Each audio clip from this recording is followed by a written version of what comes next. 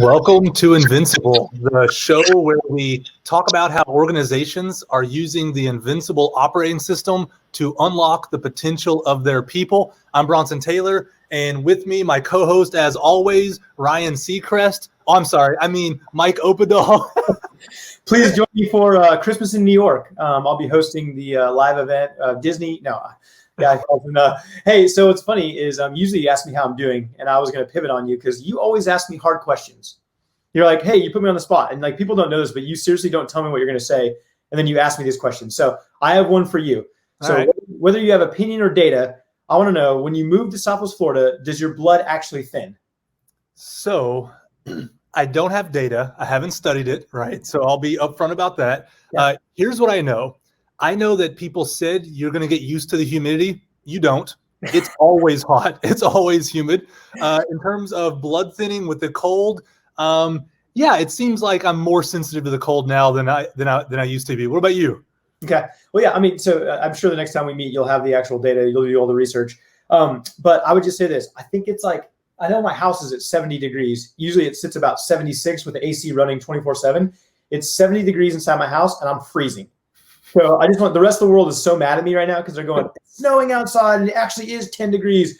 And I'm like, it's 70. It was in the 60s yesterday. And I'm like zipping up. So that's all I have to say about that. Yeah, it's what is it, 70 degrees outside right now, maybe even more. And people are like wearing jackets. I was at the coffee shop this morning. There's like hoodies on, mittens, jackets. You know, there was somebody in a parka. No, I'm just kidding. I mean, but people really do bundle up when it gets chilly at all here. So, all right, let's dive in, Mike. So today we are talking about the Invincible operating system. Let's start by giving an overview. Just remind everybody the journey we've been on the last few weeks. So let me pull up my slides here. And just remember what the idea of Invincible is. We want to help organizations be too powerful to be defeated or overcome. That's what the word invincible means. And we have this thing called the Invincible operating system. Mike, walk us through, what are the three parts of the Invincible operating system? Yeah, very simply, there's an assessment to benchmark reality. There's a toolkit, which gives you the resources to go and improve and change your reality. And finally, there's a process. There's a consistent way to do the tools and the assessment in which you can actually prove ROI and see transformation. Yeah, and we think to become invincible, you need all three of these. The reality is, in most organizations, you have none of these. You don't have an assessment. You don't really understand current reality. You don't have a toolkit, visual tools, shared language, neurolinguistics, and you don't have a process. Everything's kind of ad hoc, accidental. And so you might have one of these things, but you probably don't. You might have two, you probably don't. I definitely don't think you have three of these. And this is what we do. We go into organizations and we help them really become invincible. But today we're going to talk about something that's kind of meta. It's like, okay, there's an assessment, toolkit, and process, but who's running the process, right? Mm-hmm. And so there's actually some options here. So one of the options is one of our guides or consultants could come into your organization and run the process. They could directly interact with the team leaders, directly interact with your leadership, directly interact with your people, and make sure the process happens, right? But what's another option, Mike, that people really don't realize? So it's called a catalyst. And think about a catalyst. A catalyst basically enacts change, right? It starts something. It makes something powerful. It makes something, it ignites something. It's almost like a volcano, right? And a catalyst inside an organization is somebody who becomes an expert. Right. Most of us, our jobs are not to do what we do. Bronson. Most people don't wake up in the morning and say, okay, the tasks I have to do is to unlock the potential of people, help leaders become better, improve cultures, higher performance. Like, we want these things, but usually people's jobs are, I'm doing water purification, or I do manufacturing for paper plates. Like, these are our clients, right? Or we do the world's information on the internet, right? This is what our clients have to do. So we say, what if we took everything that we've been given and we basically train the trainer? We give you all of that power and make you a catalyst to enact this change, to enact the operating system throughout the organization. Yeah, so to be clear, a catalyst is someone inside the organization. It's someone on your payroll. It's someone employed by you. And you give them the opportunity to have a new depth of training so they can implement the Invincible operating system. And you could use Catalyst with a guide or consultant. So it's not either or, right? Or you could do just Catalyst. And so there's lots of different ways you can put this together. And we'll talk about some of those. But what we're going to do now is we're going to dive into what a catalyst actually is, the kind of people they are, what they're going to receive, those kinds of things. So as you're watching this, be thinking, do I have someone or maybe a few people in my organization that would be a good candidate to become a catalyst? Because that would be a way to really help your organization become invincible. So we're going to work through this sheet here, which really is the overview of what a catalyst is, right? So at the top of it there, it says, transform your organization from within. Why is it important to do it from within and not just from the outside, Mike? Yeah, I'd say there's, like you said, there's a million ways to skin this cat, but one of them is when you bring an outside expert. There's a saying that says a prophet is not without honor except for in their own hometown. So oftentimes there's somebody inside the organization. It's like, well, I'm not going to listen to Joe. I'm not going to listen to Sally. Like, they're a peer of mine, or they're inside. They don't really know what's going on. So, but this expert outside, right? This person from Giant, they really know what they're doing. So that's powerful, right? But then what happens when that person's not there? What happens when that expert is doing something else? They're working with another client, or they're actually not in the office on a Friday, at 2 p.m. You actually need some experts within the organization who have the right tools. They know the language. They know how to interpret the assessment. Now we've actually transferred the power of the operating system to within the organization so they can actually spread and scale. I had a client here locally, Bronson, who told me one time, they said, in the past, everything they tried was a bunch of gurus and experts coming from the outside and teaching them stuff. And it was powerful when it was actually a she was in the room. Mm-hmm. What happened was whenever they tried to reteach those things, whenever they tried to reshare that concept, they said it got watered down. So the idea of a catalyst happening from within means that they become the expert, just like your Giant guide or consultant, which means that you can now go to someone who has the expertise and it's not watered down. It still has the same potency and enacts the same amount of change and transformation you're looking for. I really like that. The other thing I think about when I consider the catalyst is within is that they really understand the DNA of the organization. And so they're able to take the Giant tools, take the Giant process, and really implement it in a way that is good for the organization. They're going to know where the skeletons are. They're going to know what's going to work and what isn't. They're going to understand, okay, because of what's been going on this year, we got to do it this way, not that way. They're going to understand all the little nuances that an outsider is just going to be oblivious to. And so in some ways, it could be even more powerful because of that, knowledge they have from within. One of the things we say here is that we recommend 1 out of 25 employees becoming a catalyst. And so obviously you could have more than that. You could have less than that. But why is 1 out of 25? Why is that a good number roughly in terms of, how many catalysts an organization might consider having? Yeah, and it really comes from our experience at Giant for years and years has been the best size group to lead and to transform is 6 to 8 people. Why? I can't tell you. We've tried 12 and 20 and we've tried 2, but there's 6 to 8 people. So if you think about it, that means that a catalyst can really have 3 groups or 3 teams or 3 leaders that they're pouring into at a time, which is about a full-time job. In addition to doing everything they have to do and being an expert in everything Giant, they basically have 3 groups of people that they're pouring into and investing in. They're keeping track of what's going on with performance and engagement. They're making sure that those teams and those groups are healthy. There's a lot of responsibility. So it's about one catalyst can enact or change about 3 groups or 3 teams inside the organization. No, that's really good. And so if you're a leader right now, I want you to be thinking how many people are in your organization. If there's 25 people, think, all right, of those 25, is there a good candidate for a catalyst? If you have 50 people, all right, of those 50, do I have 2 good candidates for catalyst? And be thinking that way, because this scales. Even if you have 500 people, 1,000 people, with enough catalysts, getting that training, you're going to really be able to unlock the potential of your people because of the way we're thinking about it, right? The systematic approach to it. So here on in the little blue area in the middle, I'm going to defer to you on if you want to name names, but it says some of the largest organizations in the world are using catalysts to transform their organization. We have some seriously large clients with catalyst inside their organization. Mike, do you want to name them? Do you want to hint at them, or do you just want to ignore it and move on? Yeah, I mean, here's what I will say. The U.S. Air Force would not mind me telling you that we are their partner for enacting catalysts. And we've got a gentleman named Mark who runs our U.S. military, kind of group for Giant, and he's putting catalysts in different bases all over the world.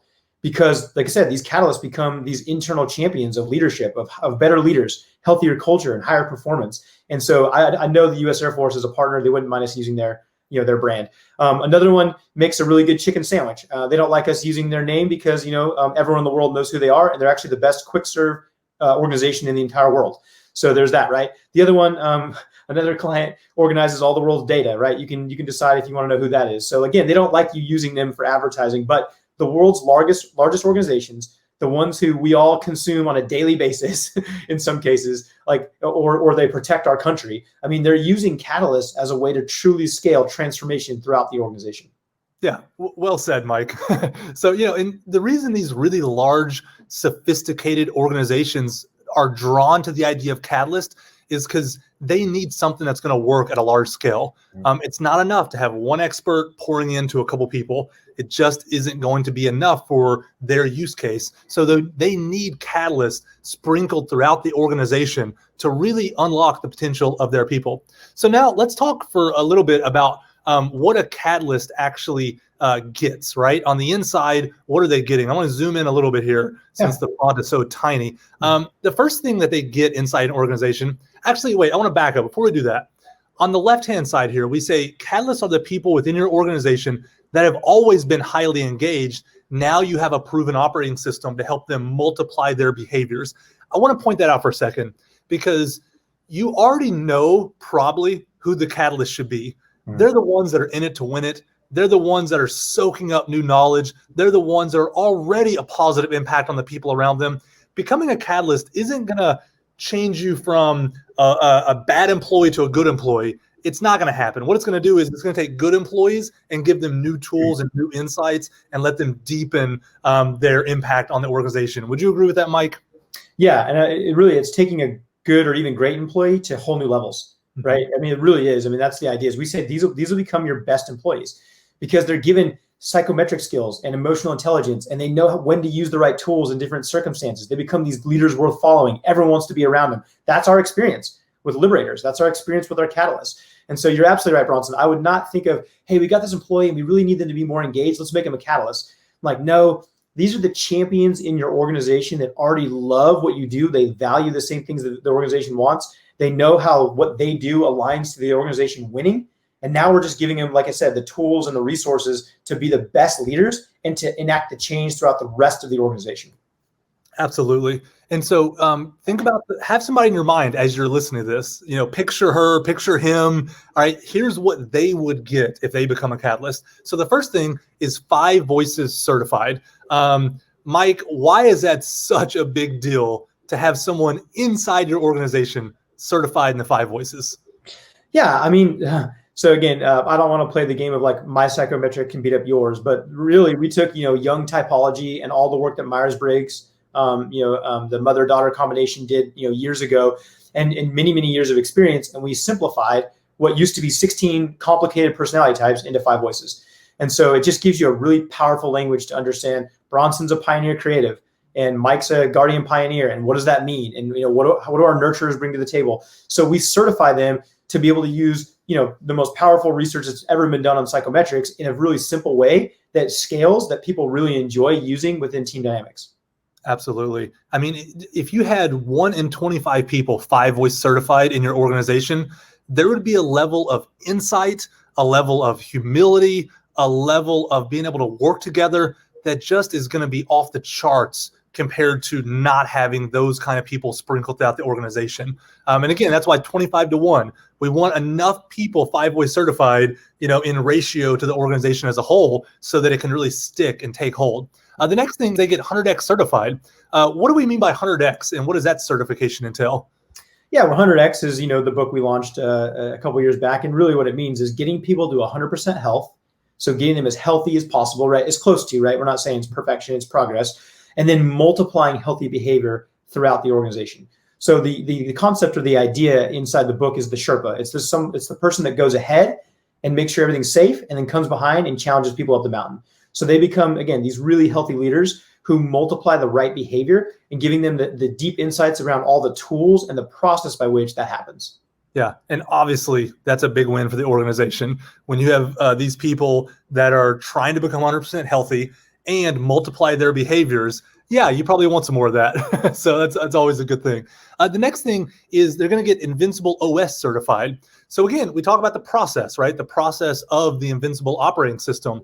How is the being certified in the OS going to be such a big deal for these catalysts?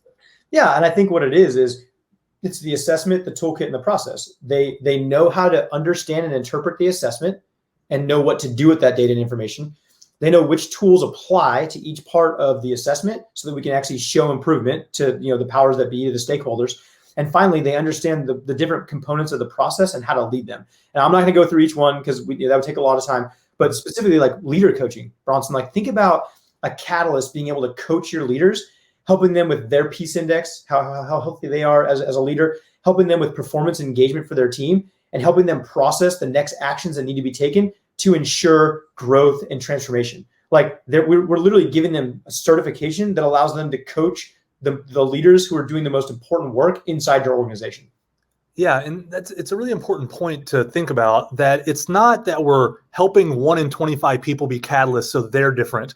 We're actually giving them the tools, giving them the software, giving them the methodology, giving them the operating system to have a game plan for multiplying those behaviors. So it's not like, oh, we're going to certify them and hope it just trickles down the organization. No, we're giving them a real game plan. And that's why having these catalysts is such a big deal.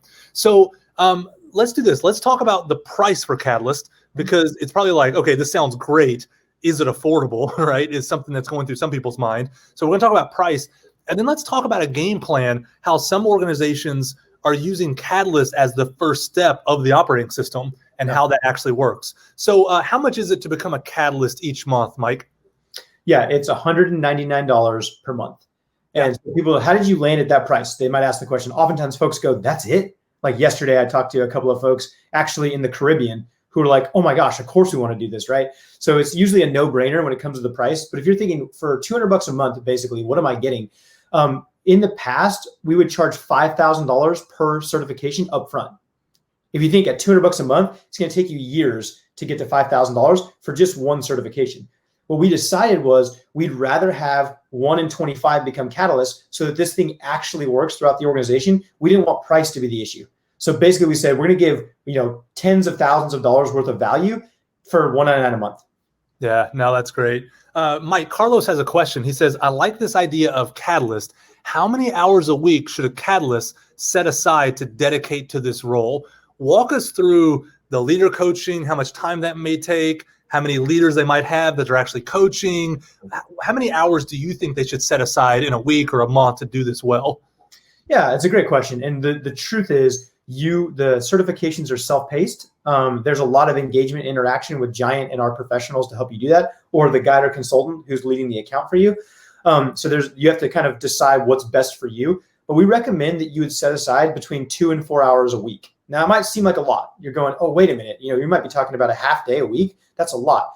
But what I'll tell you is, remember, these are the folks who are responsible for ensuring that your organization has the best leadership, the healthiest culture possible that people want to be a part of forever, and the highest performance so that you hit goals and targets for the year, right? So remember that. That's a really important component. So again, it's self-paced. So if you want to do less than that, you can get away with it. But we recommend you set aside between 2 and 4 hours a week to be able to truly lead the leaders, work with the teams on the exercises, and do your training. Yeah, no, that's really good. All right, so we have some organizations that we go to and we say, hey, here's the Invincible operating system. And they actually want to start with Catalyst as a way into using the operating system. Talk us through that strategy and why that might be a good plan of attack for some of the people watching this. Yeah, it really is. And so it's interesting, we kind of, this, oftentimes we try a lot of things and then we learn from our clients what actually works best. And what we found is that if you get a catalyst going in the very beginning, they start to understand the language, they become comfortable, they're applying it, they're having conversations. And so you start to feel out like, how is this catalyst actually going to be equipped and enabled to make this work in your organization? You talked about it, Bronson. You said from within. In some cases, We've got folks who are doing billable hours. Let's say it's an accounting firm or a law firm. It's like, okay, that's a different approach than someone who's in manufacturing. Or how long can we take people off the floor when we're billing their time and dollars to like get things out the door. And so the reality is you get the catalyst, they learn all the stuff from Giant, but they also learn how is this actually going to work inside our organization so that when you roll out the operating system, you've tailored it now to the reality of what's actually going to work. Yeah, that's really good. Do you think there's any size organization or any industries where it would not be a good idea to have Catalyst? Is there any kinds of organizations that are like, you know what, that organization really doesn't need Catalyst? No. And here's the thing, we recommend 1 to 25, but again, it really is what's best for you. We have an organization right now that wants to do 8 to 10 Catalysts for effectively 400 office staff and about 6,000 field staff, like people out working in the field, right? So it's like, okay, they didn't necessarily follow the 1 to 25, but they're like, hey, we think 8 to 10 is the right number of Catalysts. We have other organizations, it's like, hey, we have a small team, it's only 4 to 8 of us. It's like, well, we can have 1 Catalyst, run it for the company, right? So for me, I really don't think there's a bad use case for having a Catalyst. Maybe 2 entrepreneurs who just started a business where there's just 2 of you, maybe not. Maybe you work with a guide or consultant and you just say, hey, as we build, we want some help. But I would say, yeah, any size organization would benefit from having at least 1. And again, maybe it's 8 to 10 for 7,000, or you decide to go 1 to 25. Yeah. Even I think about Giant, our organization, our HQ is not that big, right? But we're almost all Catalyst. I mean, we understand this material really well. We understand the operating system. We really put into practice the tools on a daily basis with each other. And it's why our culture works, is because we're essentially all Catalyst. 1 to 25 would be great. But even if you have more than that, it's just going to help even a small team, 10, 20 people. The more Catalyst you can have, the better it'll be, honestly, overall. Any other thoughts you have, Mike, on just Catalyst? Anything we haven't touched on that you think is important from somebody who's watching this and really considering, should I have Catalyst, or how do I get started? Any final thoughts for that business leader? No, just honestly, we always like to boast in our weakness and our humility. We got it wrong. In 2015, we went out and we were transforming leaders in companies all over the world, and it was working. The tools flat out work. The 5 voices, it's a simple psychometric that people actually use. Like, these things were working, and we're like, man, this was the thing we most often got from clients. This just works over and over again. We're like, great. Well, we're going to transform your entire organization. It wasn't working. I'm just being honest. Like, we're very transparent, Bronson. You and I probably to a fault are like overly transparent. It flat out wasn't working. We couldn't scale it. We finally have the catalyst where we go, we're going to start transforming your leaders through our guides and consultants through the Giant system, right? Through the Invincible operating system. But you're going to have a catalyst who's going to become an expert so that this thing not only scales, but it's sustainable for years to come. I'm gonna call out a catalyst we have in Albuquerque, New Mexico, and it's not Heather Endress, who's on the chat, although she was and is a catalyst. There's a guy named Sam Hatchell. He works at a construction company called Janes. Sam has been with Giant, has been poured into from a Giant consultant and partner for 5 years, and they still do that. But Sam is like, he's a giant. He comes to our gatherings. You met him, Bronson, in Oklahoma City. And the guy, he speaks our language. He knows our tools. He's actually giving me ideas on how to use the flywheel on job sites. It's like, that's what happens is this catalyst. Sam has sustained a leadership operating system for 5 years within the company. That's cool, right? So for me, it's like, if you want scalability and you want sustainability, you got to think catalyst.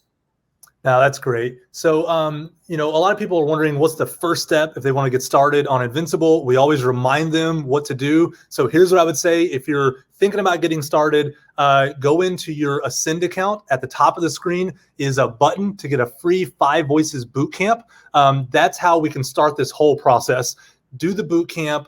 Learn the power of the 5 voices if you haven't already, and then you're going to be in communication with us, and we can get you set up with Catalyst, we can get you set up with the operating system, and we can really help unlock the potential of all your people. Okay, Jenny says, so is the ideal way to get started to get a Catalyst or several to start learning, then get my whole organization on your Invincible product later, or should we do it all at the same time? Mike, talk to us about how Catalysts are actually inside of the Invincible product to make that clear for Jenny. Yeah. And so the answer, truthfully, is both are happening. We've got some organizations that say, hey, we want to get a few catalysts going first. And as they learn the system, we're going to get everyone on and have them start participating and have their own experience. which we know is the best way to create transformation. We also have folks that have said, hey, we're going to implement Invincible for everyone. We have 105 employees. We're going to do Invincible, and we're going to follow your guys' lead and say we're going to have 4 catalysts for 105 employees, and we're going to launch and get started. The Invincible works out of the box. You take the assessment on a team. We already recommend the tools and exercises, and the leader coaching and the process is already there. So it does work out the box and say, hey, we're going to be raising up catalysts with your guides and consultants as we implement the operating system. So there's really not a wrong way to do it. Both are really an option or a solution. Yeah. And think about it this way, Jenny, also is you create an Invincible account, right? And then you make certain people in that account your catalyst. So you could start with, 5 people and make them all catalyst. But then as they decide to bring on other team members, to bring on the rest of the organization, they're in the same Invincible account. So Catalyst is really a part of Invincible. It's not a separate entity. It's not, oh, we do Catalyst, but we don't do the Invincible, or we don't do Invincible operating system. No, Catalysts are a part of the Invincible operating system. And so you really can choose how you want to do it, just like Mike said. So yeah, on the screen here, you see it. It says if you want a free account, go to giant.tv/free account. That's going to get you your free Ascend account. You may be watching this on social media right now and not on Ascend. So get that free account. Look for the button at the top of the screen to get your free 5 Voices Bootcamp. And, think about 2021, right? You're coming into the end of this year. You're reflecting on what's happened. Your culture could probably get a little better. Your leaders could probably improve a little bit. You could probably get a little bit more performance from your teams. Think, do you want 2021 to be the year that your organization is invincible? And wanting it is not a strategy. Hoping is not a strategy. You have to actually make a decision to put yourself in a position to have an invincible organization. We're asking you to consider our operating system if you want something beyond hope as a strategy. All right, Mike, last word to you. Wrap it up for us. Yeah, no, I just appreciate, I know a lot of folks have been telling us how much they've appreciated just the simplicity and the clarity of the operating system. So I'm telling you, I've had hundreds and hundreds of conversations over the last 6 years with leaders and organizations saying, we know we need to do something. Like, our communication is suffering right now. We've got some drama. We're not hitting our metrics. Like, I hear these same things over and over again. And oftentimes they're looking out there for the strategy or the options, and they're finding 20th century. Hey, there's this thing called like a Kobe assessment, and we're going to do that. Or we've done the DISC in the past, or we found out that there's this other assessment over here. So they piecemeal these things together of, we did some assessment and tried to use some of the content. We did a training on emotional intelligence that was off the shelf. So they try to piecemeal things together. And what we decided at Giant was, we would rather give you everything you need to create better leaders, healthier culture, and higher performance in one place. So you have the assessment, you got the toolkit, and you have the process. You don't have to go looking for different things, like you said, and try one-off things that say, did that work or not? It's like, no, from the very beginning, we show you, we're benchmarking reality, we're showing you growth over time, and now we're giving you this catalyst that says, hey, we don't have to wait for the guru to come back in and do all the magic and blow people's minds. We actually have catalysts like Sam Hatchell who can do the same tricks with the psychometrics to help unlock someone like Bronson. Hey, Bronson, did you know as a pioneer creative, you struggle when people are irrational with their emotional feelings? And Bronson's going, oh, I know that right now. Sam could do the same thing just as powerfully as our giants can, because he's become a catalyst. That's awesome, Mike. So we will see everybody back next week, and we'll be wrapping up this show soon. This has been an awesome episode. Consider a catalyst. See you guys. See you guys next time.